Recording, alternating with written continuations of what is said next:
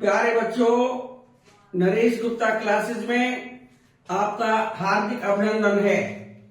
आज का जो हमारा वीडियो रहेगा वो video linear programming chapter 12 class 12 और इसमें सिर्फ एनसीईआरटी के एग्जाम्पल और एक्सरसाइज बेस्ड क्वेश्चंस होंगे। तो सबसे पहले हम आपको एक बात कहना चाहते हैं कि लीनियर प्रोग्रामिंग इनइक्वालिटी या इनइक्वेशंस का ही एक मॉडिफाइड फॉर्म है। इसमें शेडेड रीजन निकलता है और इस शेडेड रीजन को हम विजिबल रीजन कहते हैं। ये विजिबल रीजन दो तरह का हो सकता है, एक बाउंडेड विजिबल रीजन और एक unbounded visible region. Bounded visible region straight lines के द्वारा बाउंड होता है और unbounded visible region straight line से बियॉन्ड चला जाता है, यानी वो उन लाइनों के बीच में तो रहता है लेकिन उसकी जो लिमिट है एक्सटेंड टू इन्फिनिटी हो जाती है। अर्थात कोई ना कोई ऐसी स्ट्रेट लाइन होती है जो इस रीजन को बाउंड नहीं करती। इसलिए हम दो तरह के क्वेश्चंस लेकर आए हैं और दोनों ही क्वेश्चन अलग अलग टाइप के हैं। एक क्वेश्चन हमारा एग्जाम्पल 4 है, इसमें minimum value of the objective function z is equal to -50x + 20y मानी गई है और जो सब्जेक्ट दिए हुए हैं या सब्जेक्ट टू कॉन्स्टेंट्स जो दिए हुए हैं, एक बड़ा कंफ्यूजन बच्चों में रहता है कि कांस्टेंट्स क्या चीज है। जब भी कांस्टेंट वर्ड आए तो उसका मतलब इनइक्वालिटी समझना या इनइक्वेशन समझना। तो सब्जेक्ट टू कांस्टेंट्स का मतलब होता है सब्जेक्ट टू इनइक्वालिटीज या सब्जेक्ट टू इनइक्वेशंस, और इसलिए इनमें कोई ऐसी बात नहीं है। वेरी इंपॉर्टेंट क्वेश्चन है, बोर्ड में कई बार पूछा गया है और क्योंकि 2-3 साल से क्वेश्चन बोर्ड में नहीं आ रहा है, इस बार इसके चांस बनते हैं बोर्ड में आने के और ये सीबीएसई बोर्ड में काफी इंपॉर्टेंट क्वेश्चन बन जाता है। तो इसका जो सॉल्यूशन है वो हम दे रहे हैं। यहाँ पर एक हमारा ऑब्जेक्टिव फंक्शन दिया हुआ है और कांस्टेंट्स दिए हुए हैं। अब हम सबसे पहले करते क्या है कि इसमें जो इजिकल टू का साइन आ रहा है, हम इजिकल टू के साइन के द्वारा सबसे पहले स्ट्रेट लाइन्स ड्रॉ करेंगे। तो सबसे पहली जो लाइन बनेगी वो 2x - y इजिकल टू -5 की बनेगी। यह एक टेबल बना ली हमने, जैसे x इजिकल टू 0 से पुट कर देंगे 0, तो -y से माइनस कैंसिल आउट हो जाएगा और y की वैल्यू 5 आएगा। जैसे 0 भर दे x की वैल्यू तो 0 - y इजिकल टू -5 आएगा। ये माइनस से माइनस कैंसिल आउट हो जाएगा और y की वैल्यू 5 हमको मिल जाएगी। उसी तरह से जब हम y की वैल्यू 0 पुट कर देंगे तो 2x - 0 इजिकल टू -5 आएगा। यहां से x की वैल्यू माइनस का 2.5 आएगी। इस तरह से टेबल के द्वारा हम एक स्ट्रेट लाइन ड्रॉ कर सकते हैं और जो लॉ कहता है स्ट्रेट लाइन ड्रॉ करने के लिए 2 पॉइंट्स सफिशिएंट है।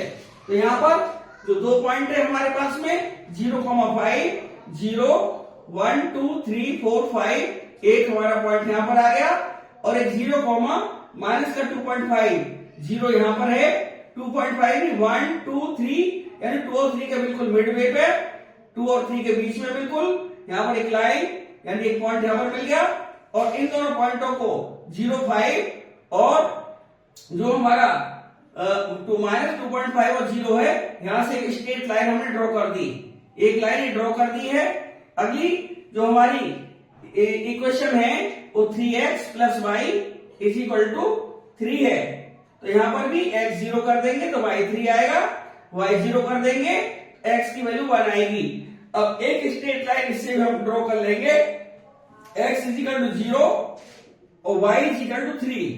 x = 0 यहां पर है और y 1 2 3 यानी एक पॉइंट हमारा ये आ गया, ये वाला पॉइंट यहां पर आ गया और एक x की वैल्यू 1 y की वैल्यू 0, एक पॉइंट हमारा यहां पर आ गया। अब इनको मिला देंगे दोनों पॉइंटों को, एक हमारी लाइन 3x + y = 3 आ गई।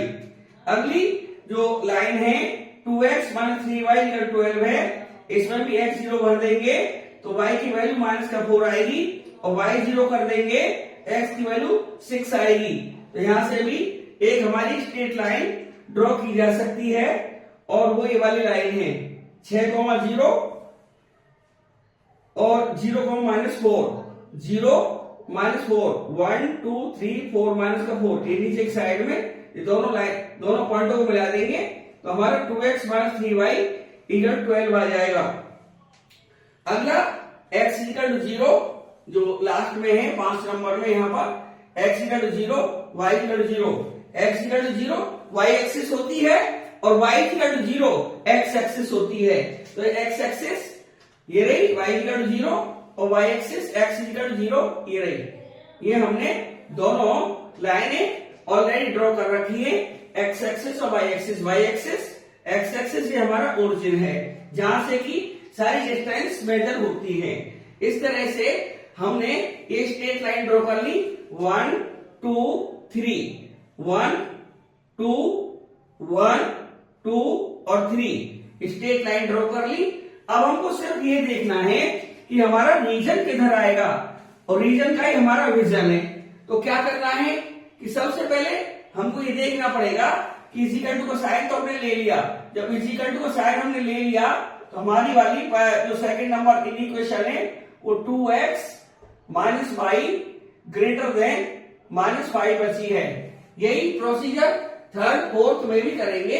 तो यहां पर x की वैल्यू 0 y की वैल्यू 0 0 - 0 > -5 यानी 0 -5 से बड़ा होता है, यानी 0 -5 बिल्कुल ट्रू है। तो हमारा जो शेडेड रीजन है ओरिजिन की तरफ इंडिकेट करेगा, ओरिजिन की तरफ इंडिकेट करेगा। यानी जो हमारा पहला जो है 2x - y > -5 का रीजन ओरिजिन की तरफ आएगा।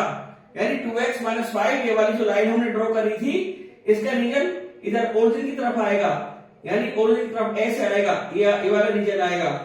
रीजन एक साथ खींचा जाएगा। अभी हमने एरो लगाया है कि ये ओरिजिन की तरफ आएगा, ये इंडिकेशन देना बहुत जरूरी है। इसके बाद में हम सेकंड वाले को देखेंगे। सेकंड वाले में क्या है, सेकंड वाला है 3x + y > 3 यानी x 0 + y 0 > 3। ये फॉल्स है, ये बात गलत है। 0 कभी भी 3 से बड़ा नहीं हो सकता, इसलिए कि शेड ओरिजिन से अवे जाएगी, ओरिजिन से दूर की तरफ चली जाएगी। यानी जो हमारी थर्ड वाली इक्वेशन है उसकी ये जो 3x + y = 3 ये वाली, इसकी भी ओरिजिन से अवे चली जाएगी, ओरिजिन से ये अवे जाएगा रीजन। यानी ये ओरिजिन की तरफ आएगा, इस वाले रीजन ये अभी जाएगा, ये वाला ओरिजिन की तरफ आएगा, ये अभी जाएगा। अब हम थर्ड वाले को चेक करते हैं। थर्ड वाला है हमारा 2x - 3y 2x - 3y < 12। तो यहां 0 भर देंगे, 0 + 0 0 < 12। ये ट्रू है, ये बिल्कुल सही बात है। 0 12 से छोटा ही होता है। तो ये 2x - 3y वाला सही बात है। तो ओरिजिन की तरफ आएगा ये वाला रीजन, ओरिजिन की तरफ आएगा, ये ओरिजिन की तरफ चला जाएगा। तो ये हमारे इस तरह से इंडिकेशंस मिल गए हैं। इस लाइन से रीजन इधर आएगा ओरिजिन की तरफ, इस लाइन से अवे जाएगा और इसका ओरिजिन की तरफ आएगा। ये तीनों रीजन्स को मिला दे तो हमारे पास में जो शेडेड रीजन है ये वाला, जो सारा शेडेड रीजन है ये अभी हम समझा देंगे। यहाँ पर ये लाइन ड्रॉ क्यों करी गई है, लेकिन ये सारा का सारा रीजन यानी जो हमारा रीजन है तो UFR है, unbounded feasible reason, unbounded feasible reason, यानी अनबाउंडेड फीजिबल रीजन है सारा का सारा। अब हमें एक बात का ध्यान रखना है कि कॉर्नर पॉइंट्स कैसे निकाले जाएं। तो कॉर्नर पॉइंट निकालने के लिए हमको ध्यान देना पड़ेगा कि ये जो लाइनें हैं, क्योंकि ये ओरिजिन की तरफ ही आ रहा है इधर से, तो ये वाला भी ओरिजिन की तरफ ही आएगा, इसलिए हम इस पॉइंट को नहीं निकालेंगे। जो ये लाइन का और इस लाइन का पॉइंट ऑफ इंटरसेक्शन है, ये बहुत इंपॉर्टेंट है। ये जो ये इंटरसेक्शन पॉइंट है, ये वाला बिल्कुल नहीं निकालेंगे, इसकी नो नीड, कोई जरूरत नहीं है इसे निकालने की, क्योंकि हमारा जो रीजन आ रहा है, शेडेड रीजन आ रहा है, वो ओरिजिन की तरफ जा रहा है। यदि हम इसको इधर कर देंगे तो अवे ऑफ द ओरिजिन हो जाएगा, इसलिए ये इधर ही रहेगा। इसलिए इस पॉइंट को, जो टू लाइनों का इंटरसेक्शन है, 2x minus y equal to -5, और एक है 3x plus y equal to 3, एक है 2x minus y equal to -5, एक है 3x plus y equal to 3। तो ये जो पॉइंट ऑफ इंटरसेक्शन आएगा, जहां मेरा ये पेन रखा हुआ है, पेन की जो टिप रखी हुई है, यहां पर ये पॉइंट ऑफ इंटरसेक्शन निकालने की जरूरत नहीं है, इसलिए इसको हम नहीं निकालेंगे। अब हमारे पास में क्या बचा? एक कॉर्नर पॉइंट, एक तो ये बचा, इसको बोलेंगे 0,5, ये वाला पॉइंट है 0,5। एक हमारे पास में है 1,0, एक है हमारे पास में 6,0, और 1, 2 सेकंड, ये 0,3 भी है, और एक हमारे पास में 1,0 और 6,0। तो हमने कॉर्नर पॉइंट निकाल लिए 6,0, 1,0, 0,3 ये वाला है, और 0,5 ये वाला। 4 कॉर्नर पॉइंट हमें मिले हैं, और जेड की वैल्यू है -50x प्लस 20y। तो यहां पर x की वैल्यू 6 और y की वैल्यू 0 भर देंगे। जब x की वैल्यू 6 भरेंगे तो माइनस का 50 इंटू 6 -300 हो जाएगा, प्लस 20 इंटू 0, ये 0 हो जाएगा, तो माइनस का 300 बचेगा। 1,0 भर देंगे तो माइनस का 50 प्लस का 0, माइनस का 50 आएगा। 0,3 भर देंगे इसमें, तो ये तो 0 हो जाएगा। 3 भर देंगे, 23 का 60 आ जाएगा। 0,5 भर देंगे तो ये 0, तो ये 0 हो जाएगा। पहला वाला -50x 0 हो गया, और 5 इसे भर देंगे तो 20 इंटू 5 100 आएगा। उसने मिनिमम की हमसे बात कही थी कि मिनिमम आना चाहिए, तो मिनिमम वैल्यू -300 आई है, और ये 6,0 पर आई है। एक इंपॉर्टेंट जो बात हम बताने जा रहे हैं, उसे अक्सर नहीं बताया जाता है। वैसे हम किसी की बुराई नहीं कर रहे, अक्सर बताते नहीं है। हम आज एक बड़ा इंपॉर्टेंट क्लू देने जा रहे हैं कि यदि ये जेड की ऑल डिस्टिंक्ट वैल्यूज आ जाएं, सारी वैल्यूज अलग अलग आ जाएं, या इनमें से कम 2 डिफरेंट वैल्यूज आ जाएं, 2 डिफरेंट वैल्यूज आ जाएं, तो जेड की लाइन ड्रॉ की जाएगी। जेड की लाइन ड्रॉ की जाएगी। तो हमारे पास में ये वैल्यू -300 है, ये -50 है, ये 60 है, 100 ऑल डिस्टिंक्ट वैल्यूज है, यहां हमने लिख भी दिया है। तो ग्राफ ऑफ जेड निश्चित बनेगा, यानी राइट, यानी ओके, ये ग्राफ बनेगा। तो कैसे बनाएंगे? इस ग्राफ को बनाने के लिए हम जो है पॉइंट ले लेंगे, और ये ग्राफ हम ड्रॉ कर देंगे। -50x plus 20y is equal to z था, और जेड की वैल्यू -300 लेंगे मिनिमम के लिए। यदि मैक्सिमम मांगता तो हम इक्वल टू 100 लिखते, ये मिनिमम मांगा है तो -300 लिखेंगे, और इसे ग्राफ ड्रॉ कर देंगे। कैसे? -5x plus 2y is equal to -30 को ड्रॉ कर देंगे। वो कैसे करेंगे? x की वैल्यू यहां पर 0 भर देंगे, तो y की वैल्यू हमारी आएगी -15, और y की वैल्यू 0 भर देंगे, x की वैल्यू 6 आएगी। यानी कुछ इस तरह से ग्राफ हमारा जाएगा। ये dotted line -5x plus 2y equal to -30 है। तो हम कह सकते हैं from all information minimum z is equal to -300, और ये आया एट कॉर्नर पॉइंट 6,0 पर। इस तरह से हमारी पहली जो ये लीनियर प्रोग्रामिंग प्रॉब्लम है, ये सॉल्व हो चुकी है। अब हम अगली लीनियर प्रोग्रामिंग प्रॉब्लम को लेंगे, और अगली लीनियर प्रोग्रामिंग प्रॉब्लम इस तरह से है। एक्सरसाइज 12.1 का ये क्वेश्चन नंबर 10 है। ये भी काफी पूछा गया है बोर्ड के पॉइंट ऑफ व्यू से, ये भी वेरी इंपॉर्टेंट क्वेश्चन है। Very important question. तो इसका सॉल्यूशन डालते हैं। वही बात है, first of all we draw the straight lines.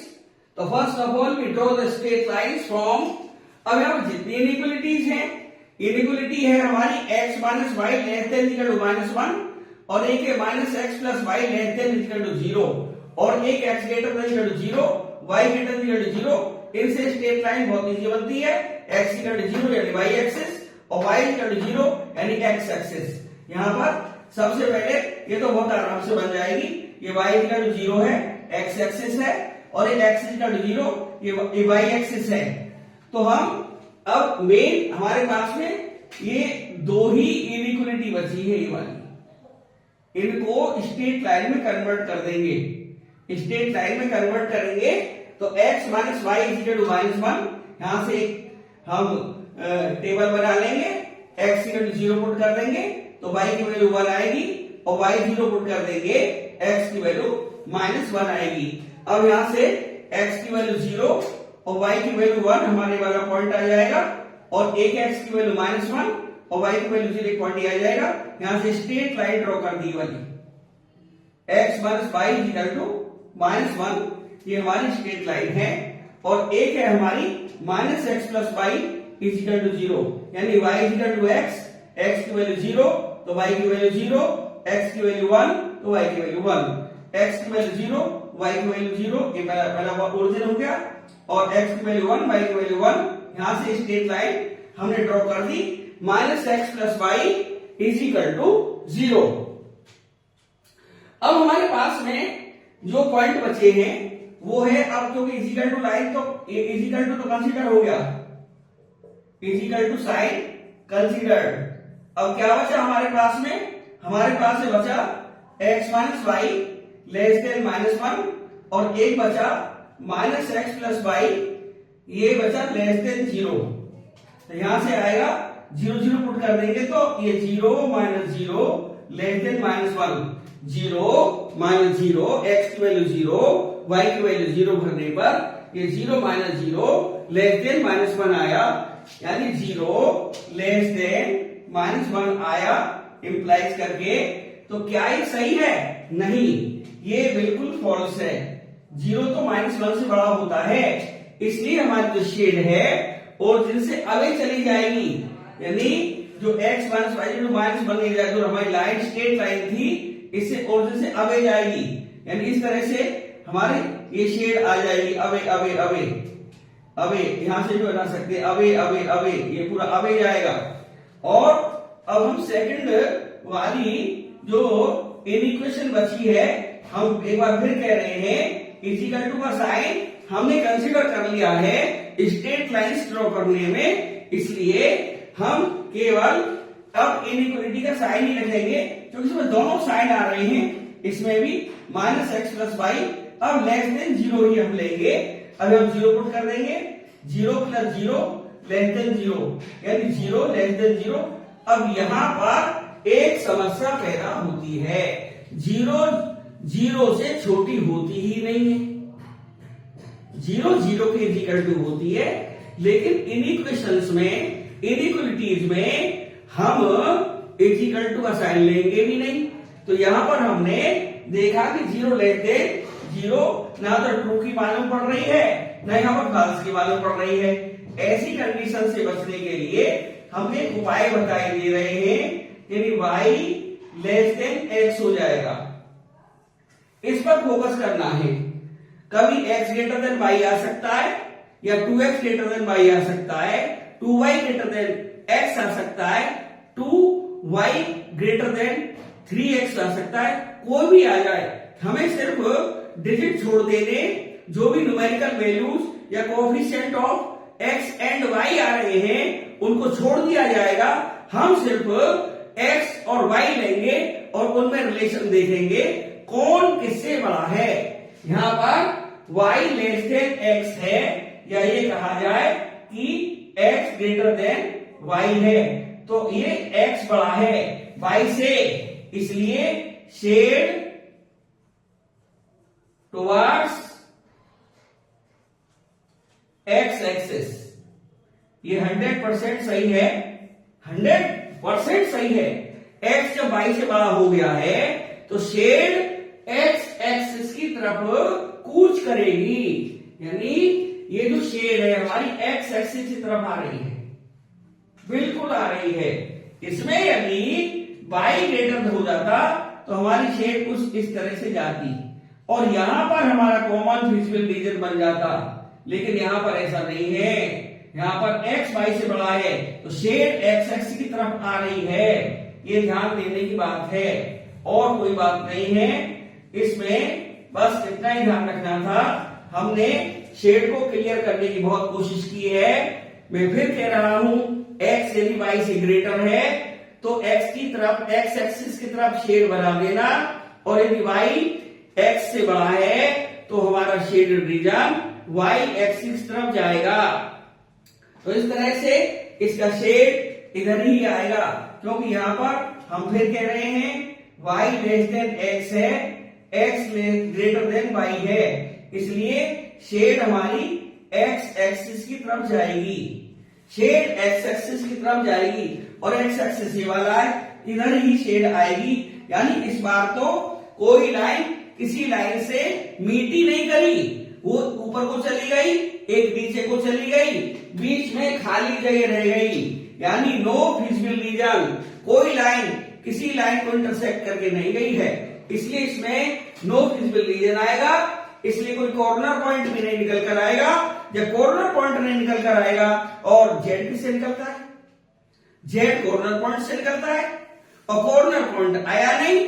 Corner point इसलिए नहीं आया क्योंकि लाइन आपस में इंटरसेक्ट ही करके नहीं गई। एक जो शेड है नीचे की तरफ आ गई, नीचे वाली की नीचे की तरफ, और ऊपर वाली स्ट्रेट लाइन की ऊपर की तरफ शेड चली गई। इस तरह से इसमें किसी प्रकार का कोई कॉमन विजिबल रीजन नहीं आया, नाइदर बाउंडेड नॉर अनबाउंडेड। इस तरह से ये जो हमारी प्रॉब्लम है बिल्कुल अलग किस्म की है जो बोर्ड में पूछी गई थी, इसलिए हमने जानबूझकर सवाल लिया। बड़ा ही इंपॉर्टेंट क्वेश्चन है, देखने में लग बेशक रहा है, लेकिन जब बनाते हैं तो यहां पर अटक जाते हैं बच्चे कि 0 लेस देन 0, 0 ग्रेटर देन 0। यदि ऐसी कंडीशन कहीं पर ही बन जाए तो x और y पर ध्यान देना है। यदि x y से बड़ा आ रहा है तो शेडेड रीजन एक्सेस की तरफ मूव करेगा, और यदि y ग्रेटर देन x आ रहा है तो शेडेड रीजन y एक्सिस की तरफ मूव करेगा। इस तरह से हमने, और बाकी तो सिंपल क्वेश्चन है, कर्व के बीच में विजिबल रीजन आ जाता है, उसमें कॉर्नर पॉइंट आएंगे ही आएंगे। जैसे आप टेबल बनाई है, कॉर्नर पॉइंट इधर लिख देना है, जेड इधर लिख देना है, वैल्यू डालते चले जाएंगे। मिनिमाइज करा रहा है या मैक्सिमाइज करा रहा है, हम उसमें देख लेंगे कि किस में मैक्सिमाइज आ रहा है किस पॉइंट पर, और किस कॉर्नर पॉइंट पर मिनिमाइज आ रहा है। तो इस तरह से ये बोर्ड के लिए इतना ही दिया हुआ है। कोर्स में इसी तरह के क्वेश्चंस आएंगे। हम आपको इस वीडियो के बाद में अगला जो चैप्टर है प्रोबेबिलिटी, उसके बारे में डेप्थ में लेकर जाएंगे। और हम आपसे ये तो नहीं कहते कि आप हमारे चैनल को सब्सक्राइब करें, यदि अच्छा लग रहा हो तो ही इसको लाइक, सब्सक्राइब और शेयर करें, अन्यथा कोई बात नहीं है। हम आपकी सेवा तत्पर करते रहेंगे। तब अगले वीडियो के लिए हम जब तक के लिए आपसे कह रहे हैं आप अगले वीडियो देखिए, उसमें आपको इंटरेस्ट आएगा।